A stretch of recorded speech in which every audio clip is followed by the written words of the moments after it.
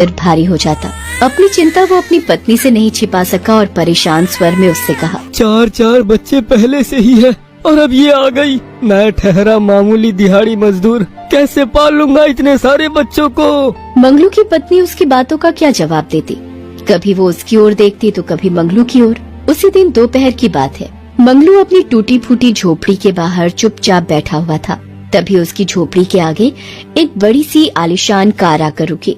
उस कार से एक बहुत ही अमीर व्यक्ति, जिनका नाम सुदर्शन वर्मा था, उतरे और उसके पास आए। क्या तुम्हारे यहाँ किसी कन्या का जन्म हुआ है? सुदर्शन की बातों को सुनकर मंगलू उन्हें घूर घूर कर देखने लगा और चौंकते हुए कहा, कन्या?